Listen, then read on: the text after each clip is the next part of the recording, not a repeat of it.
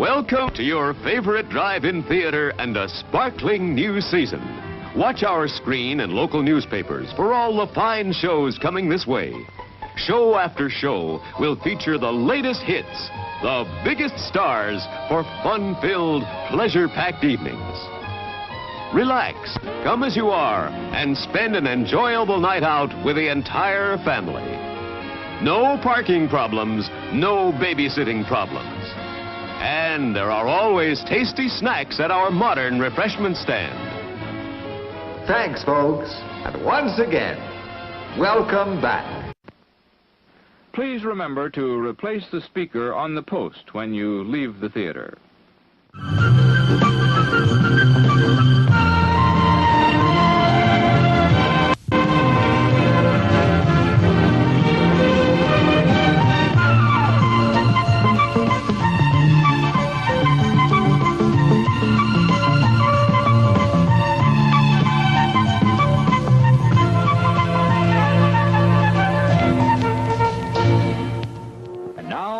It's showtime.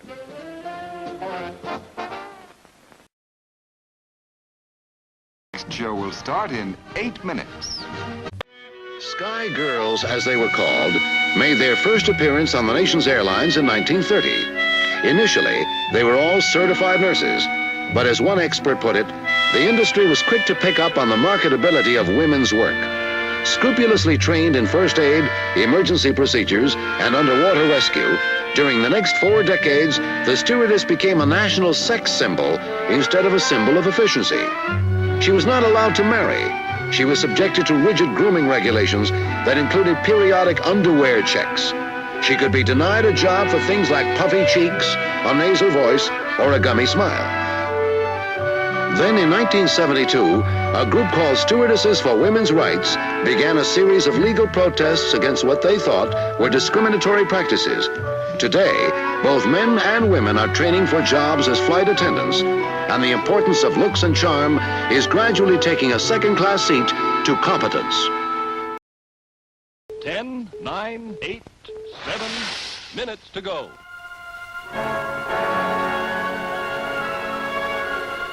In the barren Nevada desert, a typical American town has been created. A town that is doomed. For that high tower marks the blast center of one of the largest nuclear explosions ever known. This complete model community, with its dummy inhabitants, will, it is hoped, provide the answers to over 70 major experiments.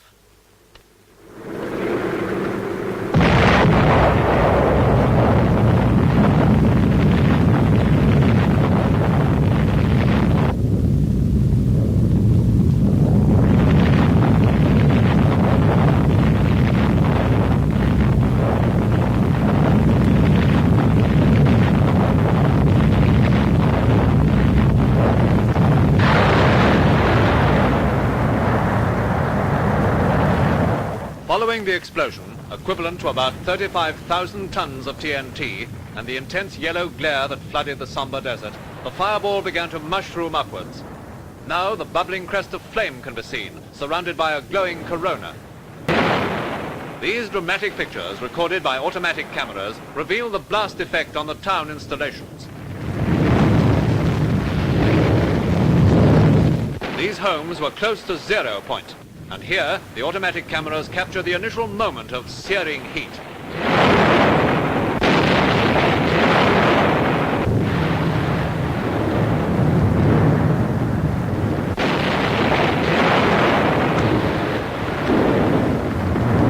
The houses actually burn before the following blast brings disintegration.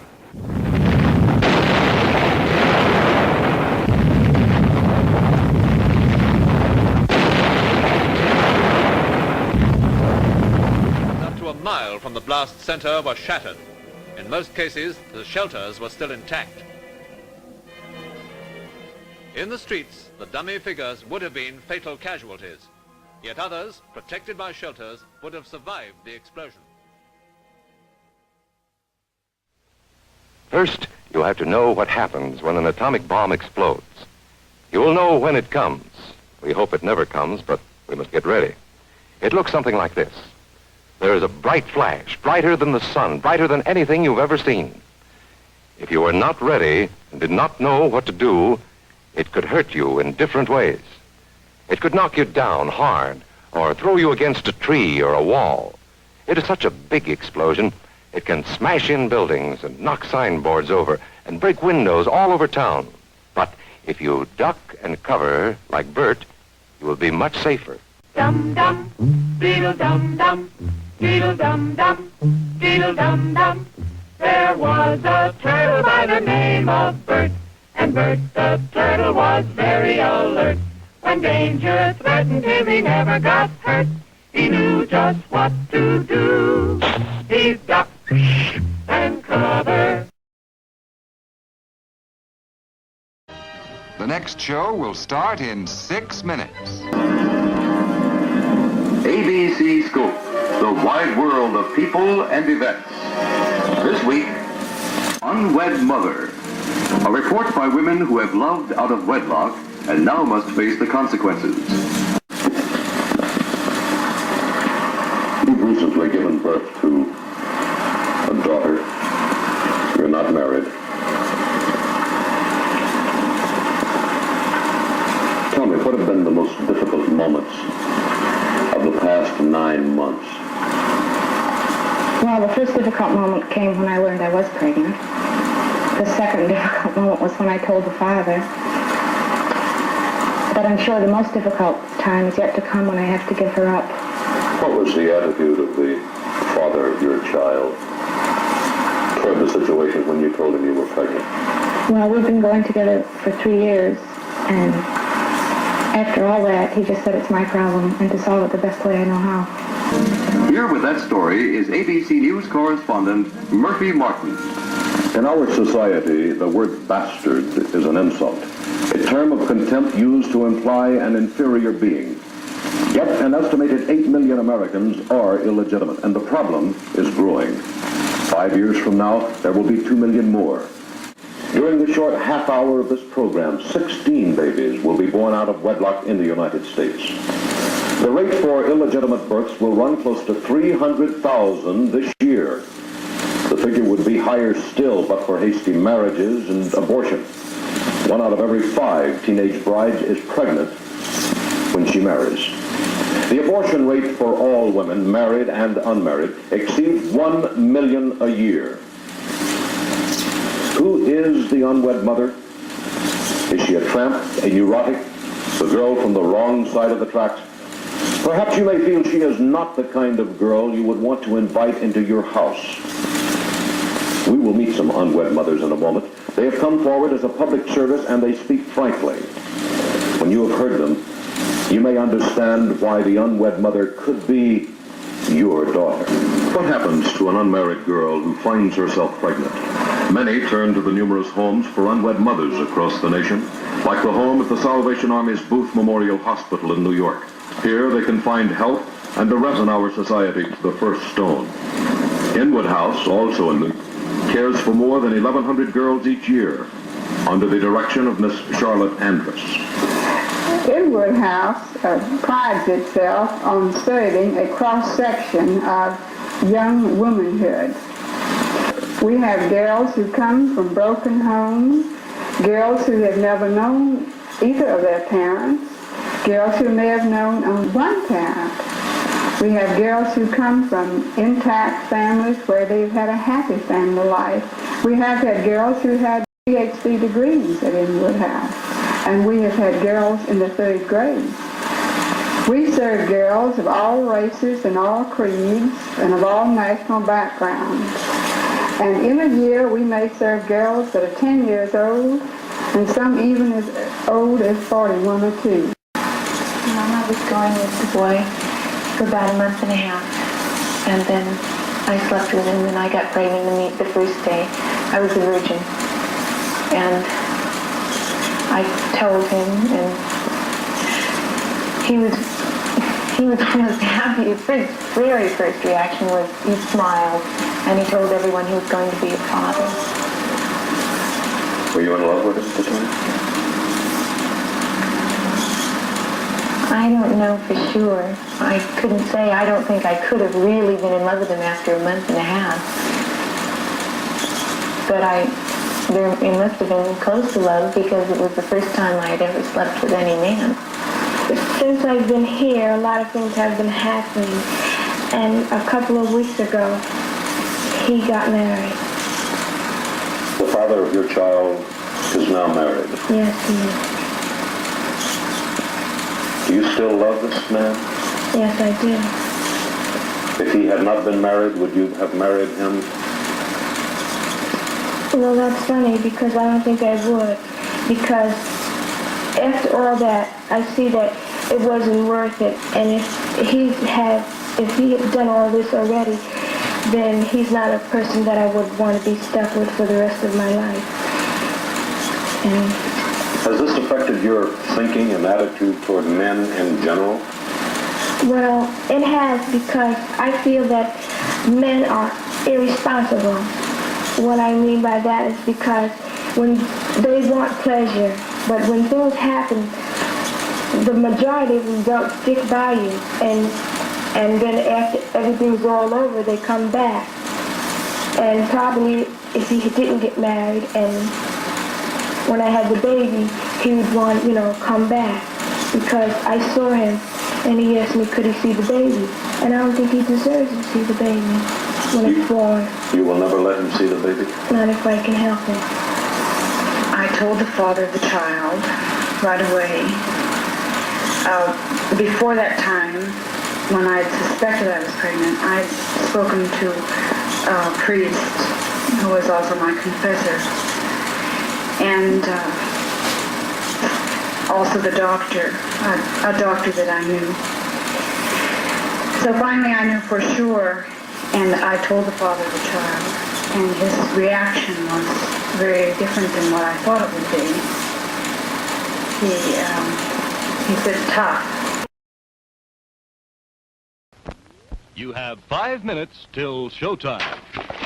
Start of a woman's day, but only the start, because a woman is all things to all people. Here is Miss Roundface without any makeup or hairstyling whatsoever.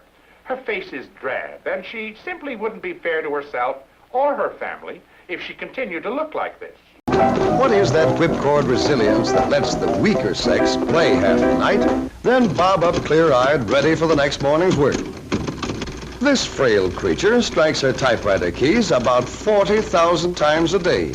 She exerts more than 5 tons of pressure on her dainty fingertips in one day's work. And any way you look at it, women's work is not for sissies. Most men would have a hard time of it if they were to change jobs with wife, mother, or girlfriend. The homemaker walks miles every day, from sink to icebox, from cupboard to stove, and from kitchen to dining table. Let's use some very special photography to compress the whole job of preparing a meal into a few seconds of time, to see how many steps it really takes to get dinner on the table. Remember, this is a hurry-up picture of just one meal out of more than 1,000. Is that what you'd call a blitz meal? Even an efficiency expert would be staggered by the amount of chasing around and indoor road work that the little woman takes as a matter of course. There's the stair-climbing event, for example, usually accomplished full tilt and with an armload of brooms, mops, blankets, and sundry household paraphernalia. Here's another hurry-up picture of the clinging vine whizzing through a day's program that would leave the average mountaineer gasping for breath. Any man will admit that's a lot of work when it's called to his attention in the right way. This hurry-up picture shows that a stitch in time doesn't always save 9. And anyway, who wants to save 9 stitches when a machine can do all the work?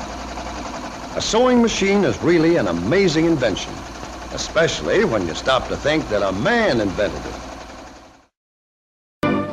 The next show will start in 4 minutes.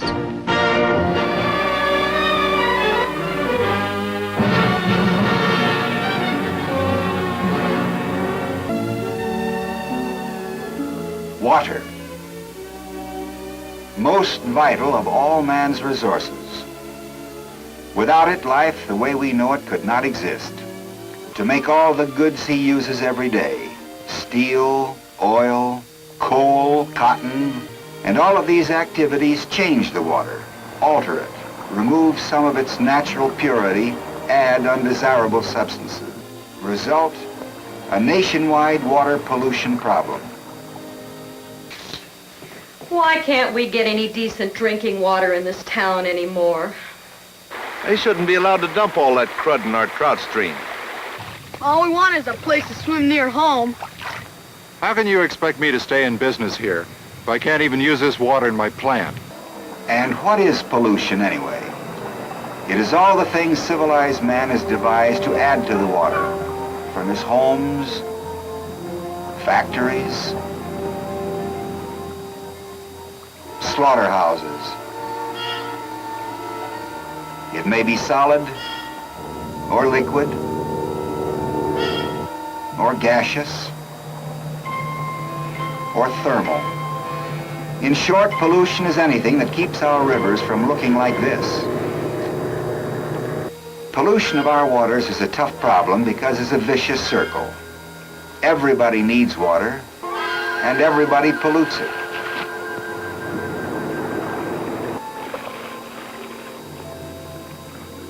If we allow pollution to continue unchecked, what of the plants, fish, and shellfish that live in the water?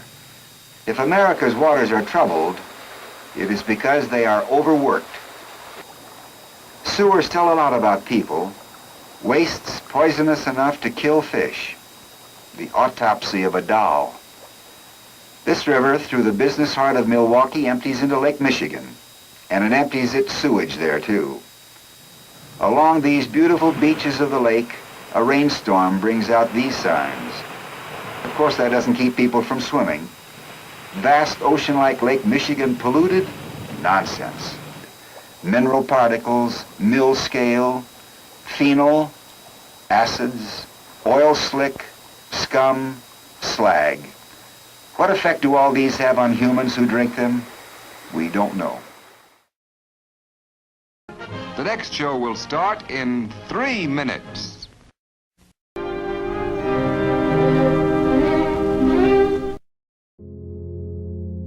I find my way into the inside of a life. See, I was able to get pictures that were important because I was close and I stayed longer. And they needed pictures of themselves. They needed to see themselves and to see themselves in terms of their life. All people need to be seen. They allowed me to be with them and just hang out. But it was before drugs came in. So their idea of a drug would be to hit someone in the face. I saw their reality. There was nothing for them in the community. There was a lot of alcoholism, there was a lot of drinking, and then later drugs and drinking. What's important to me is the next picture, the picture they haven't taken yet. That's what I'm looking for, something that is about loneliness and love and the way we are today. They're all vital to me because there were nuances of understanding in those pictures. They're not so much about a gang, because that's just a word. It reaches a universal idea. There's something every teenager, every person can feel. A sense of isolation, a sense of depression, a sense of life itself. That's what those photographs are really about. It's 1 minute till showtime. We interrupt our program of dance music to bring you a special bulletin from the Intercontinental Radio News. Ladies and gentlemen, I have a grave announcement to make. Incredible as it may seem, both the observations of science and the evidence of our eyes lead to the inescapable assumption that those strange beings who landed in the Jersey farmlands tonight are the vanguard of an invading army from the planet Mars.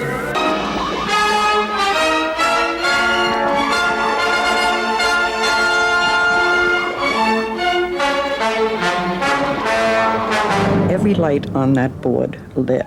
Now that board was, I would say, almost a half block long.